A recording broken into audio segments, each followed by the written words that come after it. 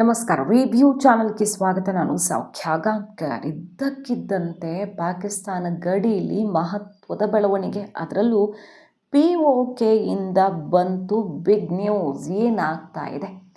ಬಾಂಗ್ಲಾದಲ್ಲಿ ಹೊತ್ತಿಕೊಂಡಿದೆ. ಭಾರತ ಅತಿ ದೊಡ್ಡ ಸಂದೇಶವನ್ನು ಕೊಟ್ಟಿದೆ. ಇದರ ಬೆನ್ನಲ್ಲೇ ಆಗ್ತಿರೋ ಡೆವಲಪ್ಮೆಂಟ್ POK ಮತ್ತು ಇನ್ನಿತರ ಪ್ರದೇಶಗಳಲ್ಲಿ ಭಾರತ ಪಾಕ್ ಗಡಿಯಲ್ಲಿ ನೋಡ್ತಾ ಹೋಗೋಣ. One by one. ಮಿಸ್ ಮಾಡಿದ್ರೆ ನಮ್ಮ ಚಾನಲ್ನ ಸಬ್ಸ್ಕ್ರೈಬ್ ಮಾಡಿ, ನಿಮ್ಮ ಅಭಿಪ್ರಾಯ ಕಮೆಂಟ್ ಮಾಡಿ ತಿಳಿಸಿ. ವೀಕ್ಷಕರೇ, ಸದ್ಯ ಆಪರೇಷನ್ ಸಿಂಧೂರ ಬಳಿಕ ಪಾಕಿಸ್ತಾನ ಒಳಗೊಳಗೆ ಏನೆಲ್ಲ ಸಂಚು ಮಾಡ್ತಿದೆ, ನೂರಾರು ಸಂಖ್ಯೆಯಲ್ಲಿ ಉಗ್ರರನ್ನು ನುಸುಳುವಂತೆ ಮಾಡೋದಕ್ಕೆ ನೋಡ್ತು. ಅದನ್ನೆಲ್ಲ ಹೆಡೆಮುರಿ ಕಟ್ಟಿದ್ರು BSF ಅವರು. ಮತ್ತು ಭಾರತದ ಒಳಗಡೆನೇ ಸಂಚು ಮಾಡಿರೋದು, ಇಲ್ಲಿ ಡೆಲ್ಲಿ ಬ್ಲಾಸ್ಟು, ಇದಕ್ಕೆಲ್ಲ ಲಿಂಕು ಸಿಕ್ಕಿದೆ ಬಿಡಿ. ಪಾಕಿಸ್ತಾನದ ಆಪರೇಟರ್ಸ್ ಏನು ಮಾಡಿದ್ದಾರೆ ಅಂಥ ಪ್ರಯತ್ನಗಳು ನಿರಂತರವಾಗಿ ನಡೀತಿದೆ. ಭಾರತ ಅದಕ್ಕೆ ತಕ್ಕ ಉತ್ತರ ಕೊಟ್ಕೊಂಡು ಬಂದಿದೆ. ಅವ್ರಿಗೆ ಬೇರೆ ಯಾವುದು ಬೇಡ. ಭಾರತ ಕೊಟ್ಟಿರೋ ವಾಟರ್ ಶಾಕೇ ಸಾಕು. ಅಫ್ಘಾನಿಸ್ತಾನದ ಜೊತೆ ಭಾರತ ಕೈ ಜೋಡಿಸಿರೋ ರೀತಿ ಮತ್ತು ವಾಟರ್ ಶಾಕು ಪಾಕಿಸ್ತಾನದ ಭವಿಷ್ಯವನ್ನು ಅಳಿಸಿ ಹಾಕುವಂಥ ಹೆಜ್ಜೆ ಇದೆಲ್ಲ ಬಿಡಿ. ಈಗ ನೋಡಿ ಏನಾಗ್ತಿದೆ ಗಡಿಲಿ ಅಂತ. ಭಾರತೀಯ ಸೇನಾಪಡೆಗಳು ಸಮನ್ವಯದ ದಾಳಿಯಿಂದ ಆಪರೇಷನ್ ಸಿಂಧೂರದಲ್ಲಿ ಧ್ವಂಸಗೊಳಿಸಿದ್ದಂತಹ ಪಾಕಿಸ್ತಾನದ ವಿವಿಧ ಪ್ರದೇಶಗಳಲ್ಲಿ ಅದೇ ರೀತಿ ದಾಳಿ ನಡೆಯುವ ಸಂಭವ ಮುನ್ಸೂಚನೆ ಸಿಗ್ತಾ ಇದೆ. ಅಂತಹ ಭೀತಿಯಲ್ಲಿ ಈಗ ಪಾಕಿಸ್ತಾನ ಏನು ಮಾಡಿದೆ ಗೊತ್ತಾ? ಬಾರ್ಡ್ರಲ್ಲಿ ಅದನ್ನು ನೋಡ್ತಾ ಹೋಗೋಣ. ಎನಿ ಟೈಮ್ ಭಾರತ ಪಾಕಿಸ್ತಾನದ ಮೇಲೆ ಅಟ್ಯಾಕ್ ಮಾಡಬಹುದು ಅನ್ನುವಂಥ ಗುಪ್ತಚರ ರಿಪೋರ್ಟ್ ಈಗ ಪಾಕಿಸ್ತಾನಕ್ಕೆ ಸಿಕ್ಕಿದೆಯಂತೆ. ಆ ಭಯದಲ್ಲಿ ಈಗ ನಿಯಂತ್ರಣ ರೇಖೆಯ ಉದ್ದಕ್ಕೂ ಡ್ರೋನ್ಗಳನ್ನು ತಡೆಯುವ, ಅಂದರೆ ಡ್ರೋನ್ ದಾಳಿಯನ್ನು ತಡೆಯುವ ಸಾಧನಗಳನ್ನು ಏಕಾಏಕಿ ನಿಯೋಜಿಸಿರೋದು ಪಾಕಿಸ್ತಾನ. ಪಾಕ್ ಆಕ್ರಮಿತ ಕಾಶ್ಮೀರ, ಅದರಲ್ಲೂ POKಯಲ್ಲಿ ಯಾಕೆ ಶುರುವಾಗಿದೆ? ಪಾಕಿಸ್ತಾನಕ್ಕಿರೋ ಗುಪ್ತಚರ ರಿಪೋರ್ಟ್ ಏನು? ಅಮೆರಿಕ ಪಾಕಿಸ್ತಾನ ಜಂಟಿ ಕಾರ್ಯಾಚರಣೆ ಅಲ್ವಾ ಈಗ. ಸೊ ಪಾಕಿಸ್ತಾನ ಅಮೆರಿಕಕ್ಕೆ ಏನು ಮಾಹಿತಿ ಸಿಕ್ಕಿದೆ ಅನ್ನೋದು ಗೊತ್ತಿಲ್ಲ. POKಯಲ್ಲಿ ಟೈಟ್ ಮಾಡ್ಕೊಳ್ತಾ ಇದೆ ಸೆಕ್ಯುರಿಟಿಯನ್ನು. ಪಾಕ್ ಆಕ್ರಮಿತ ಕಾಶ್ಮೀರದ ಮುಂಚೂಣಿ ಪ್ರದೇಶದಲ್ಲಿ ರಾವಲ್ಕೋಟ್, ಕೋಟ್ಲಿ ಮತ್ತು ಭಿಂಬರ್ ವಲಯಗಳಲ್ಲಿ ಇಂತಹ ಸಾಧನಗಳನ್ನು, ಅಂದರೆ ಡ್ರೋನ್ ದಾಳಿಯನ್ನು ತಡೆಯುವಂಥ ಸಾಧನಗಳನ್ನು ಏಕಾಏಕಿ ಸ್ಥಾಪಿಸಿದ್ದಾರೆ. ಈ ಭಾಗದಲ್ಲಿ 30ಕ್ಕೂ ಹೆಚ್ಚು ಮೀಸಲಾದ ಡ್ರೋನ್ ವಿರೋಧಿ ಘಟಕಗಳನ್ನು ನಿಯೋಜಿಸಲಾಗಿದೆ. ನೋಡಿ, 1, 2 ಅಲ್ಲ, 30 ಘಟಕಗಳನ್ನು ಏಕಾಏಕಿ, ಅದರಲ್ಲೂ POKಯಲ್ಲಿ ಹೆಚ್ಚಿನ ಸಂಖ್ಯೆಯಲ್ಲಿ ಸ್ಥಾಪಿಸಿದ ಪಾಕಿಸ್ತಾನ ಅವರ ಗುಪ್ತಚರ ರಿಪೋರ್ಟ್ ಈಗ ಬೆಚ್ಚಿ ಬೀಳಿಸಿದೆಯಂತೆ. ಇದೊಂದು LOCಗೆ ಹತ್ತಿರ ಇರುವಂಥ ವಾಯು ಪ್ರದೇಶದ ಕಣ್ಗಾವಲು ಮತ್ತು ಎಲೆಕ್ಟ್ರಾನಿಕ್ ಯುದ್ಧ ಸಾಮರ್ಥ್ಯಗಳನ್ನು ಬಲಪಡಿಸುವಂಥ ಪ್ರಯತ್ನದ ಭಾಗ ಅನ್ನೋದು ಗೊತ್ತಾಗ್ತಿದೆ. ಎಕ್ಸಾಕ್ಟ್ಲಿ ಎಲ್ಲೆಲ್ಲಿ ನೋಡಿ ಡ್ರೋನ್ ವಿರೋಧಿ ಸಾಧನಗಳು ಅಂತ.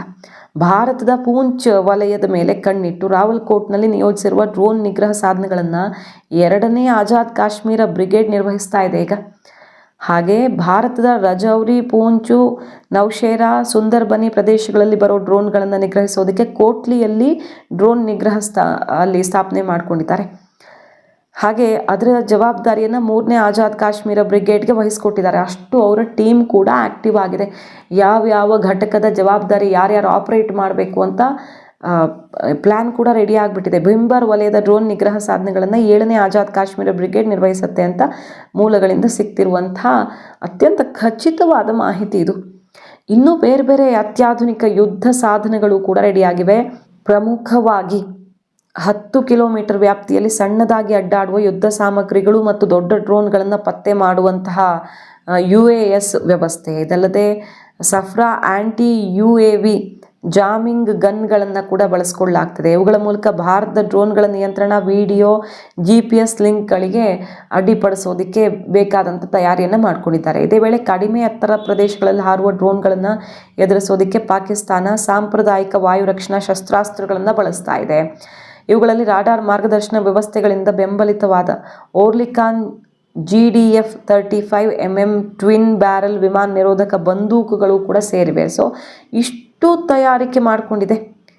ಸ್ಪೆಷಲಿ ಬಹಳ ಗಮನ ಸೆಳೀತಿರೋದು 30 ಆ್ಯಂಟಿ ಡ್ರೋನ್ ಸಿಸ್ಟಮ್ ಅಳವಡಿಕೆ ಮಾಡಿ ಹೈ ಅಲರ್ಟನ್ನು ಘೋಷಣೆ ಮಾಡಿಕೊಂಡಿರೋದು ಪಾಕಿಸ್ತಾನ ಬಾರ್ಡ್ರಲ್ಲಿ, ಅದರಲ್ಲೂ POKಯಲ್ಲಿ ಅನ್ನೋದು. ನೋಡ್ರಿ, ಭಾರತ ಏನು ಮಾಡ್ತಾ ಇದೆ? ಭಾರತದ ವಿದೇಶಾಂಗ ಇಲಾಖೆಯಿಂದ ಬಾಂಗ್ಲಾಗೆ ಒಂದು ಭಯಂಕರ ಎಚ್ಚರಿಕೆ ಸಂದೇಶ ಹೋಗಿದೆ. ರಷ್ಯಾದಿಂದ ಫಸ್ಟ್ ಹೋಯಿತು, ಈಗ ಭಾರತದಿಂದ ಹೋಗ್ತಿದೆ. ರಷ್ಯಾ ಏನು ಹೇಳ್ತು 1971 ಮರ್ತು ಹೋಯ್ತಾ ನಿಮಗೆ? ನಿಮ್ಮ ದೇಶ ಹುಟ್ಟುಕೊಂಡಿದ್ದು ಹೆಂಗೆ ಅನ್ನೋದು ಮರ್ತು ಹೋಯ್ತಾ? ಭಾರತದ ರೋಲ್ ಏನು, ರಷ್ಯಾದ ರೋಲು ಕೂಡ ದೊಡ್ಡದಿತ್ತು ಅನ್ನೋದು ಮರ್ತು ಹೋಯ್ತಾ? ಇದನ್ನು ಎಲ್ಲಿಗೆ ನಿಲ್ಲಿಸ್ತಿರೋ ಇಲ್ಲ, ಪರಿಸ್ಥಿತಿ ನೆಟ್ಟಗಿರಲ್ಲ ಅಂತ ಎಚ್ಚರಿಸತ್ತೆ ರಷ್ಯಾ. ಅದಾದಮೇಲೆ ಈಗ ಭಾರತದಿಂದ ಎಚ್ಚರಿಕೆ ನೋಡಿ, ಲೆಕ್ಕ ಇಟ್ಟು ವಿದೇಶಾಂಗ ಇಲಾಖೆ ಕಠಿಣ ಸಂದೇಶ ರವಾನಿಸಿದೆ. ಈ ಯೂನುಸ್ ಆಡಳಿತ ಶುರುವಾದ ಮೇಲೆ, ಬಾಂಗ್ಲಾದಲ್ಲಿ ಯೂನುಸ್ ಆಡಳಿತ ಶುರುವಾದ ಮೇಲೆ ಅಲ್ಲಿನ ಅಲ್ಪಸಂಖ್ಯಾತರ ಮೇಲೆ, ವಿಶೇಷವಾಗಿ ಹಿಂದೂಗಳ ಮೇಲೆ 2900ಕ್ಕೂ ಹೆಚ್ಚು ಇನ್ಸಿಡೆಂಟ್ಗಳಾಗಿವೆ. ವೈಲೆನ್ಸು, ದಾಳಿ, ಸಾವು, ಮತ್ತೊಂದು ಇವೆಲ್ಲ ನೋಡ್ತಿದ್ದೀವಲ್ಲ. ಬೆಂಕಿ ಹಚ್ತಿದ್ದಾರೆ, ಹೊಡೆದು ದೊಣ್ಣೆಯಲ್ಲಿ ಹೊಡೆದು ಸಾಯಿಸ್ತಿದ್ದಾರೆ, ಏನೇನೆಲ್ಲ 3 ಇನ್ಸಿಡೆಂಟ್ಸ್ ತುಂಬ ಕ್ರೂರವಾಗಾಯಿತು ಹಿಂದೂಗಳನ್ನು ಟಾರ್ಗೆಟ್ ಮಾಡಿ ಇತ್ತೀಚೆಗೆ. ಅದರಲ್ಲೂ ಒಬ್ಬ ಹಿಂದೂ ಟೀಮನ್ನು ಲೀಡ್ ಮಾಡ್ತಿದ್ದ ವ್ಯಕ್ತಿಯನ್ನು ಕೂಡ ಫಿನಿಶ್ ಮಾಡಿದ್ರು, ದೊಣ್ಣೆಯಲ್ಲಿ ಹೊಡೆದು. ಅಂದರೆ ಹೆಂಗಾದರೂ ಭಾರತ ಕೆರಳಬೇಕು, ಇಷ್ಟಾದರೂ ಮೋದಿ ಬರ್ತಿಲ್ವಲ್ಲ ಅನ್ನೋ ರೀತಿಯಲ್ಲಿ ಒಂದಾದ್ಮೇಲೆ ಒಂದು ಕೆರಳಿಸ್ತಾ ಇದೆ ಬಾಂಗ್ಲಾ.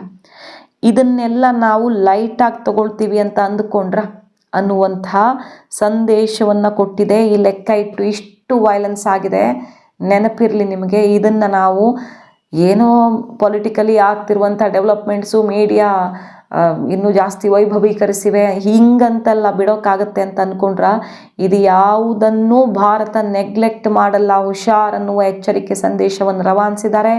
ಗಡಿಯಲ್ಲಿ ಯಾಕೆ ಭಯಾನಕ ವಾತಾವರಣ ಸೃಷ್ಟಿಯಾಗ್ತಿದೆ ಅಂದರೆ, ಭಾರತ nuclear capable 3500 kilometre missile, nuclear ಸಬ್ಮರೈನ್ನಿಂದ ಈಗಾಗಲೇ ಉಡಾಯಿಸಿರೋದು K4 ಅಂತ. INS ಅರಿಘಾಟ್ ಬೇ ಆಫ್ ಬೆಂಗಾಲಿಂದ ಪ್ರಯೋಗ ಯಶಸ್ವಿಯಾಗಿದೆ. ಸೊ ಈ ಬ್ಯಾಲಿಸ್ಟಿಕ್ ಮಿಸೈಲ್ ಬಹಳ ದೊಡ್ಡ ಮಟ್ಟದಲ್ಲಿ ನ್ಯೂಕ್ಲಿಯರ್ ವೆಪನ್ನನ್ನು ಹೊತ್ತು ಸಾಗುವ ಸಾಮರ್ಥ್ಯ ಇರುವಂಥ ಈ ಮಿಸೈಲ್ ಪಾಕಿಸ್ತಾನ ಬಾಂಗ್ಲಾದ ಎದೆ ನಡುಗುವಂತೆ ಮಾಡಿದೆ. ಗಮನಿಸಬಹುದು ಅಮೆರಿಕ ಏನೇನು ಮಾಡ್ತಿದೆ ಅಂದರೆ, ಅರುಣಾಚಲವನ್ನು ಚೀನಾ ಕಸಿದುಕೊಳ್ಳೋಕೆ ತಯಾರಿ ಮಾಡ್ಕೊಳ್ತಿದೆ ಅಂತ ರಿಪೋರ್ಟ್ ಬಂತು. ಚೀನಾನೇ ತಿರುಗೇಟು ಕೊಡ್ತು ಅಮೆರಿಕಾಗೆ.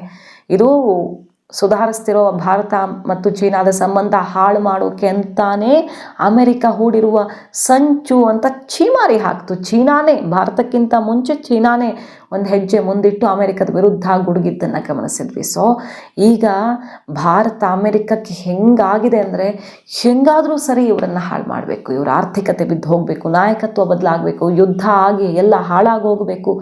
ಕಡೆಗೆ ಇವರು ಪಾಕಿಸ್ತಾನ ಬಾಂಗ್ಲಾ ಮೂಲಕ ಮಾಡಿಸ್ತಿರೋರು ತಾವೇ ಬಂದು ನಿಲ್ತೀವಿ ಅನ್ನೋ ತನಕ ತುದಿಗಾಲಲ್ಲಿ ನಿಂತಿದ್ದಾರೆ. ಏನಾದರೂ ಮಾಡಿ ಬಾಂಗ್ಲಾ ಮೇಲೆ ಅಟ್ಯಾಕ್ ಆಗಬೇಕು, ಆಗ ಪಾಕಿಸ್ತಾನ ಅಖಾಡಕ್ಕೆ ಧುಮುಕಬೇಕು ಅಂತ. ಸೊ ಸೌದಿ ಜೊತೆ ಪಾಕ್ ಒಪ್ಪಂದ ಆಗಿದೆಯಲ್ವಾ, ನಿಮ್ಮ ಮೇಲೆ ದಾಳಿ ಮಾಡಿದ್ರೆ ನಮ್ಮ ಮೇಲೆ ದಾಳಿ ಮಾಡ್ದಂಗೆ ಅನ್ನೋ ರೀತಿ. ಸೊ ನ್ಯೂಕ್ಲಿಯರು ಮತ್ತೊಂದು ಎಲ್ಲನೂ ಬರಬಹುದು ಸೀನಿಗೆ. ಅಂತಹ ಒಪ್ಪಂದ ಬಾಂಗ್ಲಾ ಜೊತೆ ಮಾಡ್ಕೊಳ್ಳೋಕೆ ಪಾಕ್ ಮುಂದಾಗ್ತಿದ್ದು, ಇದ್ದಕ್ಕಿದ್ದಂತೆ ಪಾಕಿಸ್ತಾನ ನೆಕ್ಸ್ಟ್ ಲೆವೆಲಲ್ಲಿ ಯೋಚನೆ ಮಾಡ್ತಿದೆ. ಹಾಗಾಗಿ ಅದಕ್ಕೆ ಭಯವೂ ಆಗ್ತಿರೋದು, ಭಾರತ ತಿರುಗಿಸಿಕೊಟ್ರೆ ಏನಾಗಬಹುದು ಅಂತ. ಕೆಲವು ತಿಂಗಳ ಹಿಂದೆ ಆಗಿರುವ ಘಟನೆ ಕನಸಲ್ಲಿ ಬೆಚ್ಚಿ ಬೀಳಿಸ್ತಿರಬಹುದು. ಗಡಿಯಲ್ಲಿ ಇದ್ದಕ್ಕಿದ್ದಂತೆ ತಯಾರಿಯಾಗಿದೆ. ಗುಪ್ತಚರ ರಿಪೋರ್ಟ್ಸ್ ಪಾಕಿಸ್ತಾನವನ್ನು ಬೆವರುವಂತೆ ಮಾಡಿದೆ. ಮಾಹಿತಿ ಇಷ್ಟ ಆಗಿದ್ರೆ ಮಿಸ್ ಮಾಡಿದ್ರೆ ನಮ್ಮ ಚಾನಲ್ನ ಸಬ್ಸ್ಕ್ರೈಬ್ ಮಾಡಿ, ನಿಮ್ಮ ಅಭಿಪ್ರಾಯ ಕಮೆಂಟ್ ಮಾಡಿ ತಿಳಿಸಿ. Thank you.